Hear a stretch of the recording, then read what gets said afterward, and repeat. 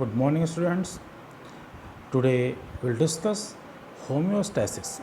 In the last class, we have discussed about the anatomy, physiology, its sub branches, as well as the organization system. In organization system, whenever there is a change, our body itself manages that change, adjust those changes according to the need. That whole process is homeostasis.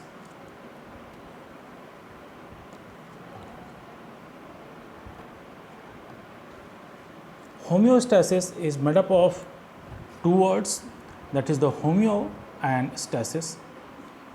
Homeo is the sameness and stasis means standing still. And the meaning of homeostasis is unchanging. Whenever there is a change, I am taking the example of body temperature.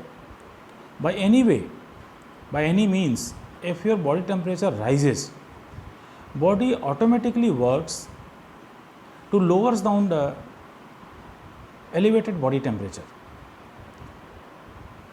and it will be lower down until the body temperature will get normal.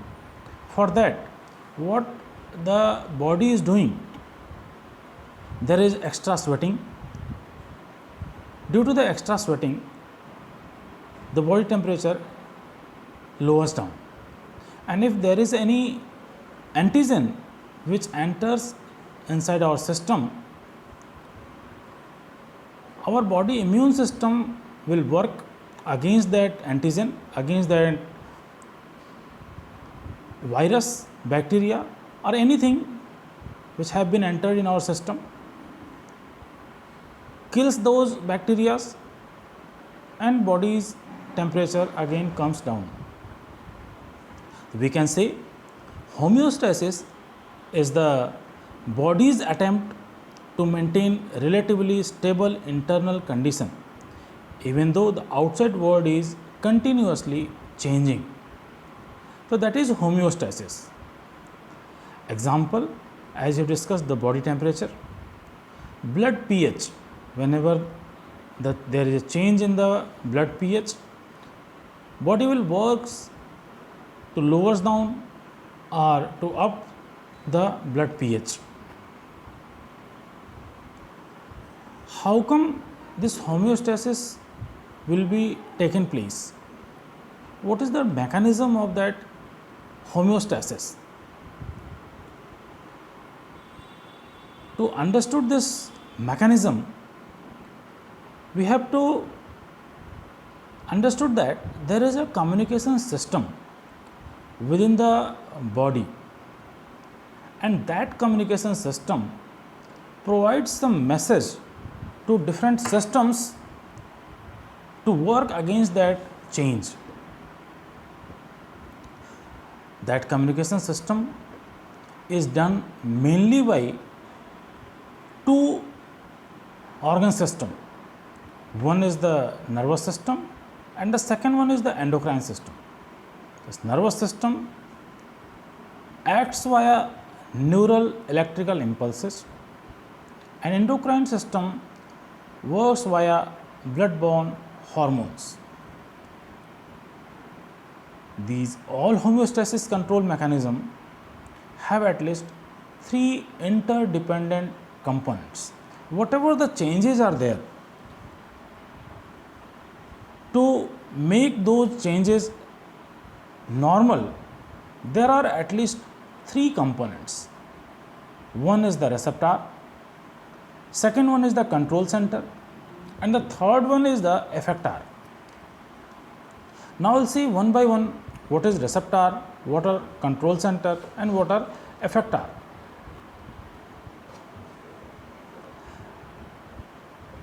These are the components of homeostasis control system. First one, receptor. Whatever the changes are there in our body, the prime importance is to sense that change or to feel that change and the system, or we can say the receiver, which senses the external and internal environment change, is known as receptor. Receptor is the word which comes from the receiving. It provides the information on the change to the control center. What this receptor is doing? Receptor is receiving all those changes, and after receiving those changes, sensing those changes, it will convey that change, that this change happened in our system, either body temperature, either blood pressure, either urine flow, whatever the changes are there, it will sense those changes and communicate that change to the control center. What is control center? Control sensor determines what a particular value should be. That means control center have the power to sense or to determine what should be the particular value, what is the normal value, and how come we can lower down or raise up that particular change to maintain that change to a normal condition.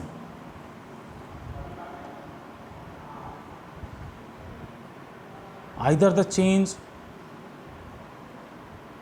is lower or in the higher condition. Control center again convey that particular message to the organ, to a specific organ, which is able to maintain the homeostasis for that particular change. Suppose our blood pressure is too high, receptor will receive that change कि our body का blood pressure is high, it sends the changes, send that particular message to the control center. What control center will do? Control center will send this message, send this change to the heart. Heart lowers down the pumping. Due to that, our blood pressure will lowers down. So that heart is now will be the effector. This is the third part of the third component of the homeostasis control mechanism. That particular organ, either one organ or two organs, they are the effector. What effector are doing? Effector causes responses to take place within the body's internal environment. They produces the change that will enable the internal environment to return to the normal values. So these are the basic changes, these are the basic components. One is the receptor, second one is the control center, and the third one is the effector. Whatever the homeostasis control mechanism are there, for each and every change there must be three components that will varies according to the change.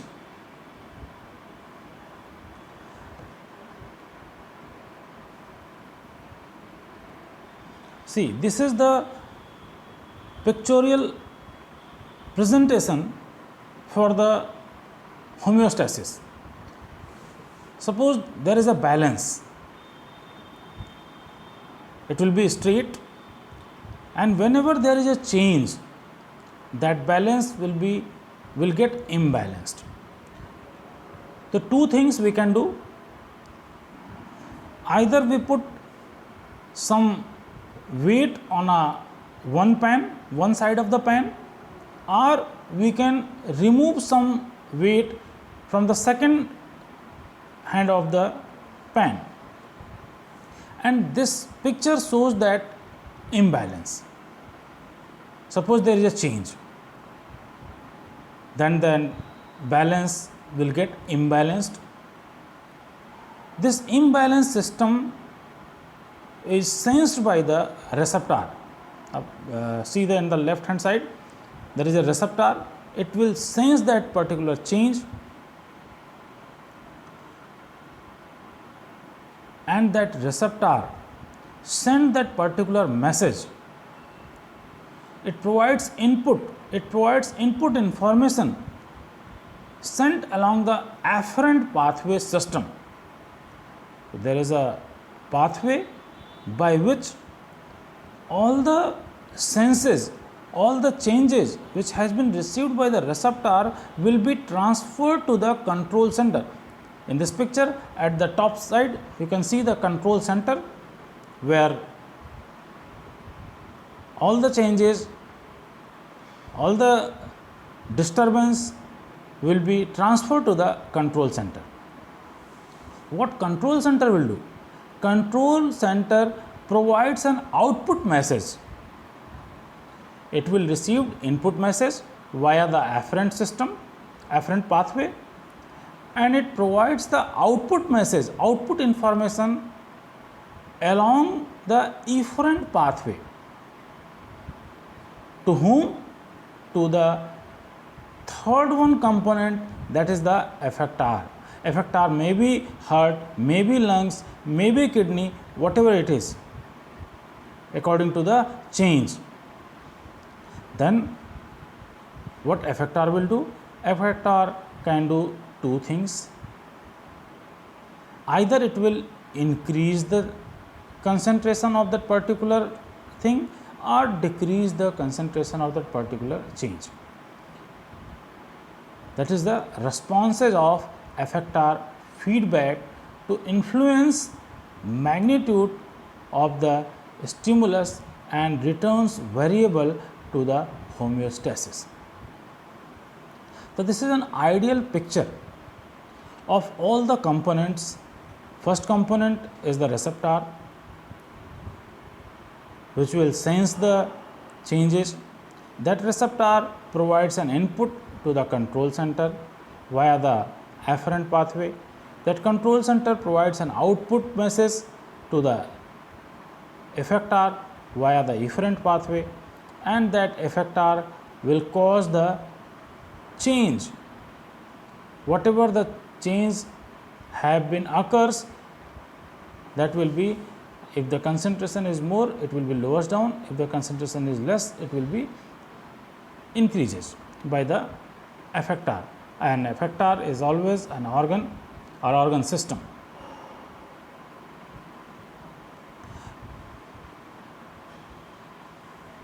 This is an example of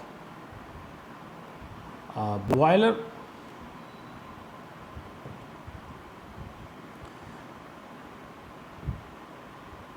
We can see the detector at the topmost, effector, control center, and the change is room temperature. If there is a change, suppose room temperature gets higher, what happen? That room temperature is getting up and up. That will be sensed by the detector, and in the boiler system, detector is the thermostat. What this detector? Here the detector, here the thermostat is the receptor. What this detector will do? What this receptor will do? Receptor will provide a message to the effector or control center to lowers down the temperature. What do? This boiler will slows down. The boiler will slows down, automatically the temperature will get down. And if the temperature of room temperature lowers down, see that the bottom of this picture, if the temperature lowers down, the same message goes in a positive manner to the thermostat, and thermostat will send a message to the effector, and again the boiler unit will be started and room temperature will get high. Okay. So, this way two symbols we can see on the picture, minus symbol and plus symbol. So, either the effector will increase the system or decrease the system. So, by this way our homeostasis control mechanism is working.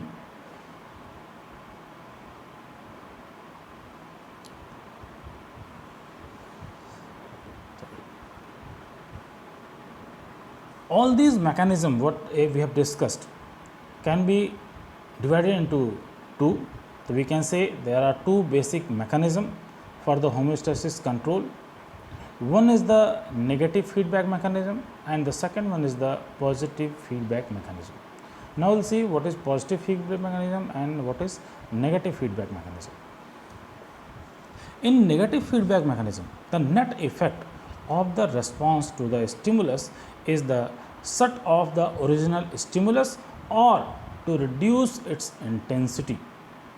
Example, body temperature, blood chemical level. Second one is the positive feedback mechanism. It tends to increase the original disturbance stimulus and push the variable further from its original value. Example is the ovulation, blood clotting and birth.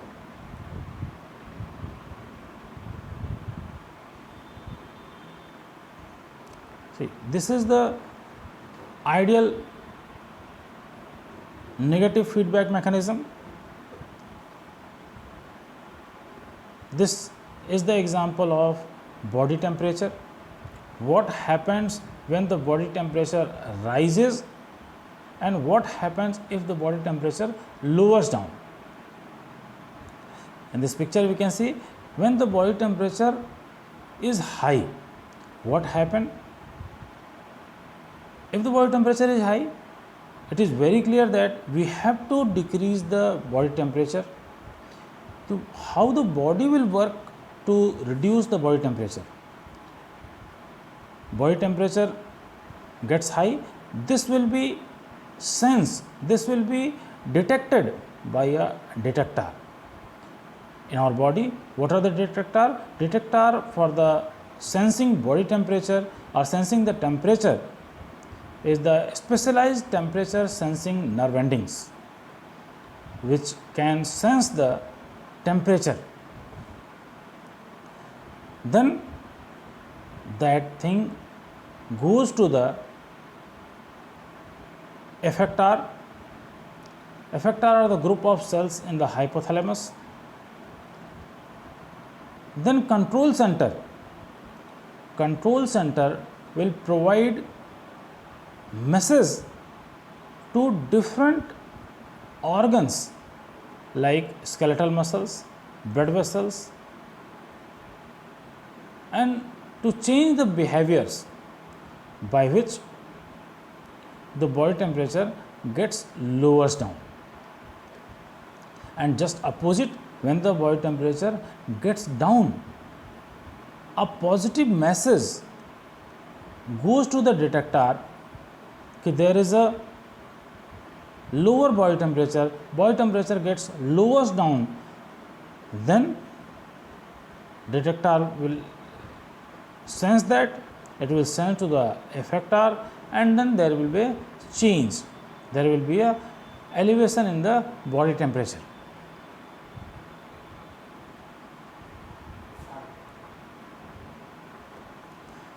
Homeostasis imbalance. If there is an imbalance, what happens with that imbalance?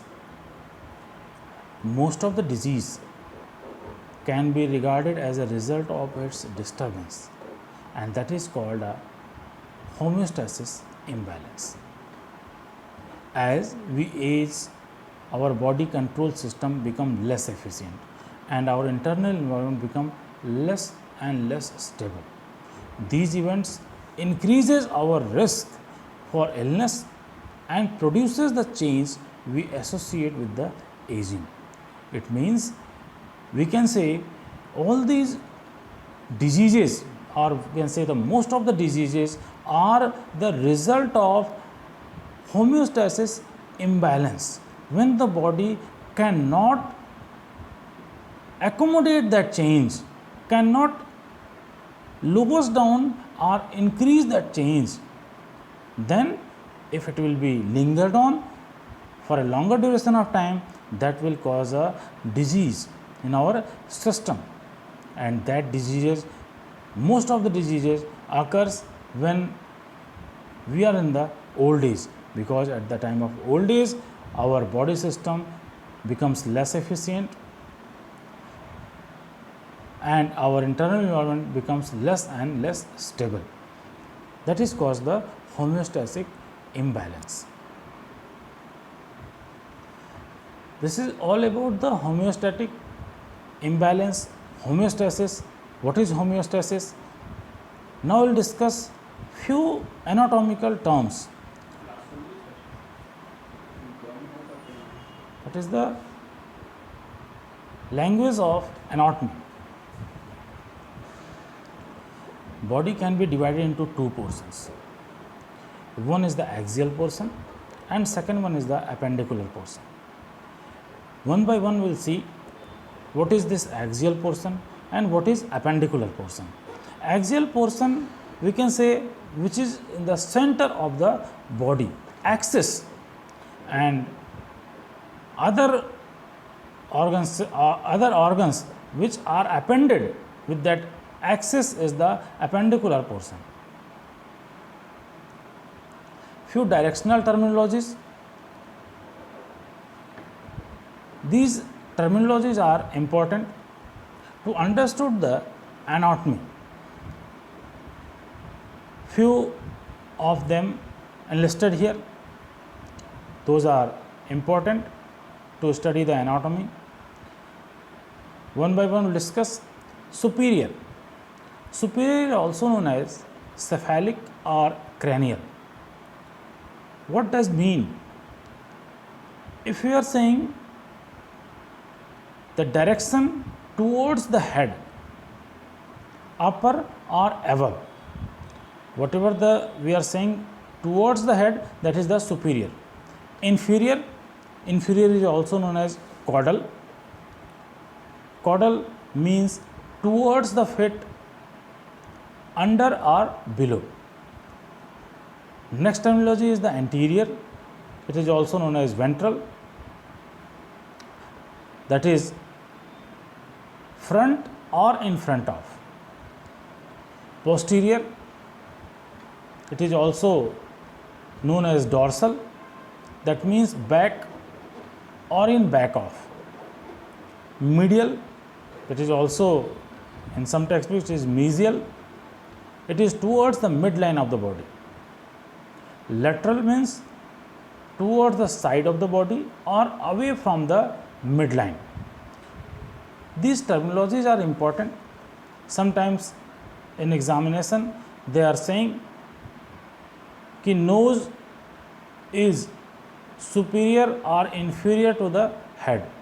So we have to write down, we have to judge that our nose is superior or inferior.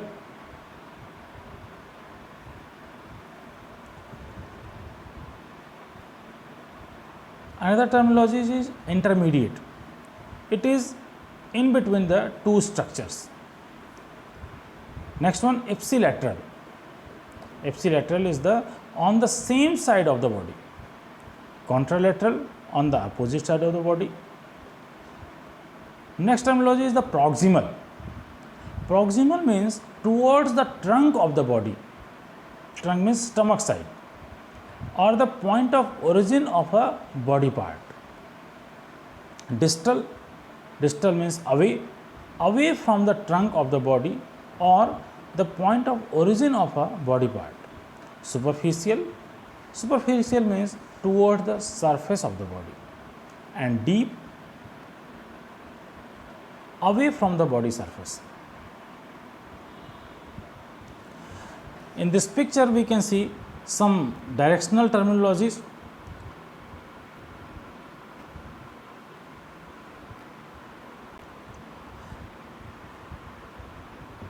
See, this is a picture of our internal organs. We can understood at the center, this is the midline, or we can say the medial. From the medial, both the sides are known as lateral.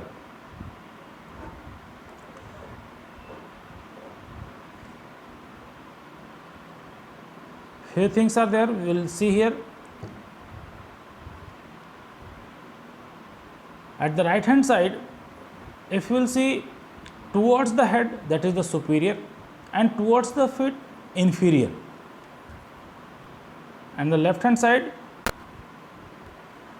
two terminologies, proximal and distal. Proximal, distal towards away from the midline. See, accordingly, the organs which are situated in our system, in our body, can be denoted.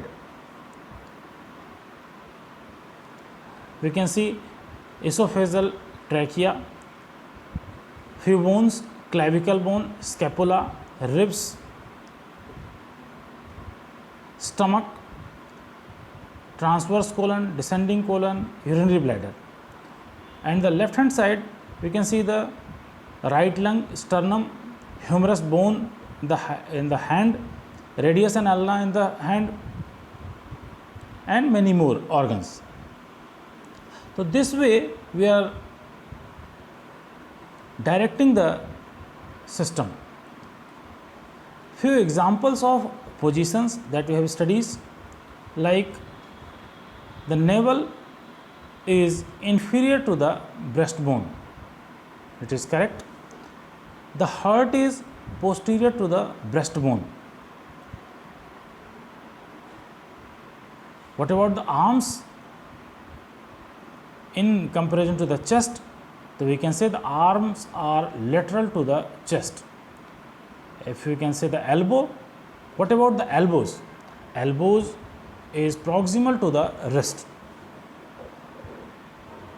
If they are asking for the skin, in comparison to the skeleton, then the skin is superficial to the skeleton. If in examination, if they are asking what about the forehead in comparison to the nose, so we have to write down the forehead is superior to the nose.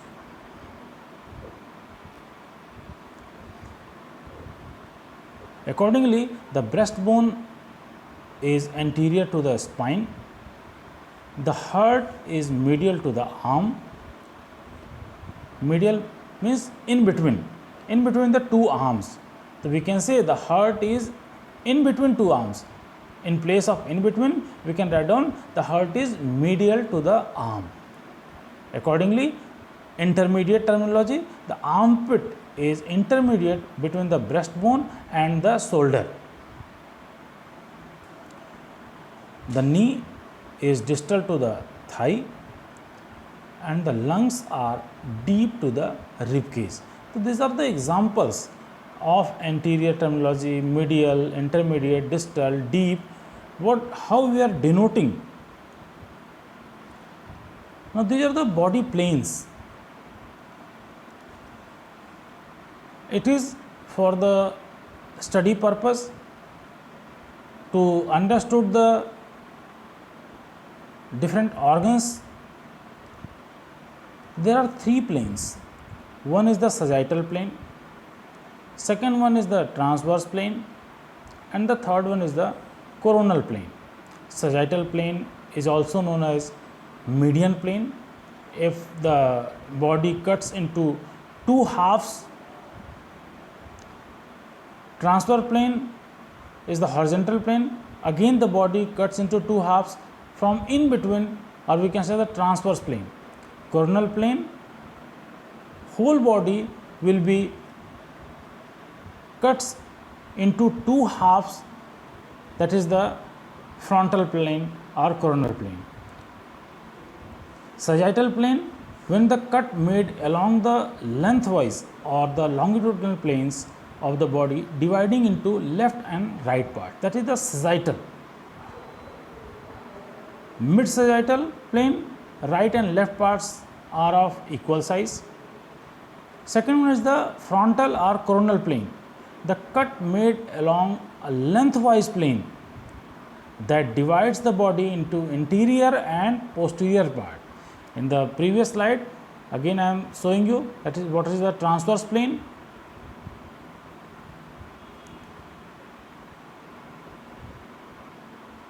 Transverse plane is the cross section when the cut made along a horizontal plane dividing the body or organs into superior and inferior parts. Again I am showing the picture. See the transverse plane, when the body cuts horizontally, that is the transverse plane. All the organs divided into two parts, into superior and inferior.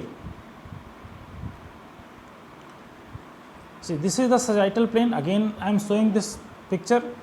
When the body divides into right and left part,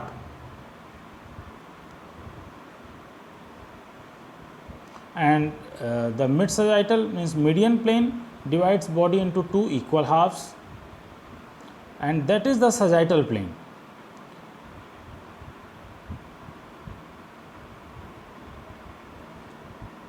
Next one, coronal plane or frontal plane, when body divides into anterior and posterior part. Transverse plane, cross section, horizontal section, it divides into upper and lower parts. Half of the organs will in one portion and half of the organs in the second portion. That is the transverse plane or the cross section plane. Few regions we have studied till the planes. Now the regions of abdominal area. Again, for the better understanding, better terminology, anatomical terminology, these regions you must know. See, there are some regions, one by one we will see. First one is the epigastric region. Second one, umbilical region, and the third one, hypogastric region.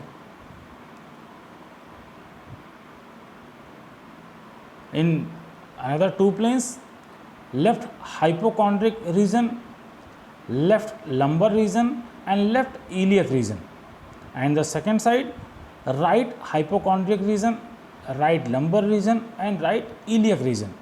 So these are the abdominal area region.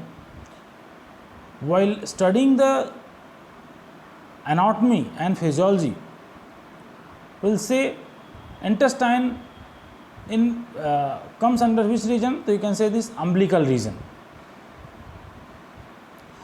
Heart, lungs in the epigastric region. Uterus in which region? That is the hypogastric region. So these are the regional terminology.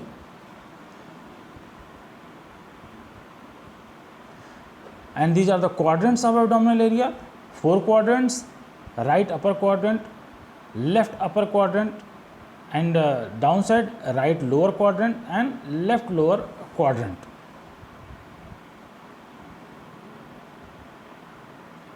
These are some zones like cephalic means head, frontal means forehead, orbital means eye cavity, buccal cavity denotes the cheek, mental chin, sternal region where the sternum is there, pectoral means chest, umbilical means navel zone, inguinal groin, coxal means hip zone. Now we'll see the left hand side. Otic zone, ear. Nasal means nose. Oral, mouth. Cervical means neck zone. Acromial, this is the point of shoulder. Axial, that is the armpit. Mammary means breast. Brachial, it means arms. Antecubital means front of elbow. Abdominal means abdominal region. Antebrachial means forearm. Carpal means wrist. Palmar means palm. Digital यानी finger. Genital, reproductive organs. Patellar means front of knees. Crural means leg. Tarsal means instep, and pedal means foot. This is the back side of the human body. Occipital, back of head. Acromial, point of shoulder. Vertebral means spinal column. Brachial means arm. Dorsum means back. Cubital, elbow. Lumbar, lower back region. Sacral, between the hip. Gluteal means buttocks. Perineal, in between the hips. Femoral, where the femur bone is there, that is the thigh. Popliteal, back of the knee. Crural, it means leg. Plantar means sole. These are the backside anatomy of our system, our body. There are few body cavities. Cranial cavity, where the brain is situated. Vertebral canal, where the vertebra is there. Thoracic cavity, where the lungs and heart are there. Diaphragm, it will separates out the lungs, heart region to the abdominal region. And this thoracic cavity, diaphragm, abdominopelvic cavity is collectively known as ventral cavity, and this cranial cavity and vertebral cavity collectively known as dorsal cavity. So this is the body cavities from the lateral view.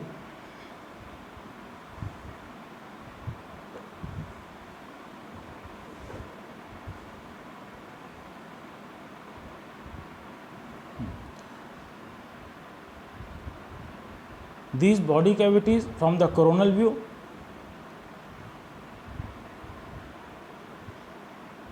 Thoracic cavity, mediastinum, left pleural cavity, left lung, heart, diaphragm, and the left hand side, right lung, right pleural cavity, pericardial cavity, abdominopelvic cavity, abdominal cavity, and the pelvic cavity.